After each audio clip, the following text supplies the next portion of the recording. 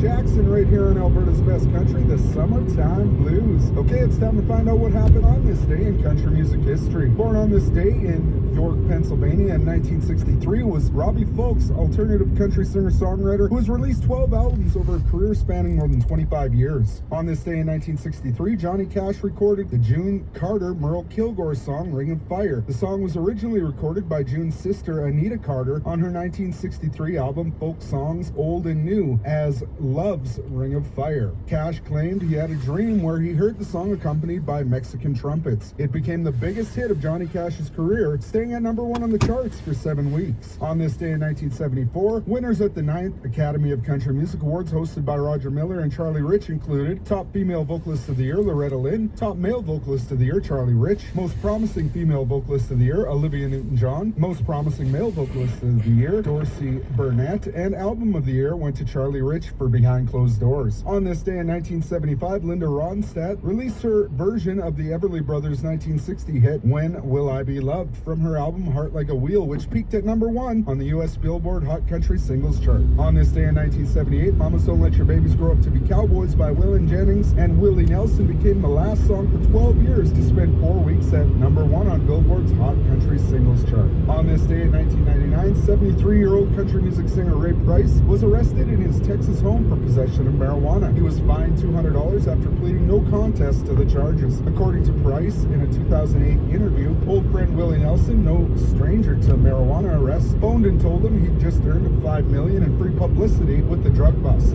And finally, on this day in 2006, Buck Owens Jr., American singer and guitarist, died in his sleep of an apparent heart attack. He pioneered the Bakersfield sound, a reference to Bakersfield, California. He scored 20 number 1 hits on the Billboard country music charts, his first being the 1963 hit Act Naturally. And we'll be right back after this with more of Alberta's Best Country.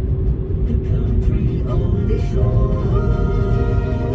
Hi again, Steve Warren here, and as we roll into spring, finally, I have another Country Oldie Show coming your way, including Doug Supernaw, have Trisha Yearwood, also Leon Ashley, and me, Steve Warren, and you, right here. The Country Oldies Show with Steve Warren, Tuesday nights at 8 and Saturdays at noon on the Windspeaker Radio Network.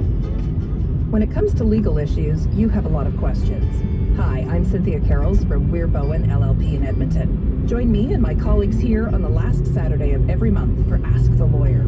Our team at Weir Bowen deals with everything from medical malpractice and personal injury to civil litigation, administrative law, and even wills and estates. We'll answer your questions and help you understand your rights.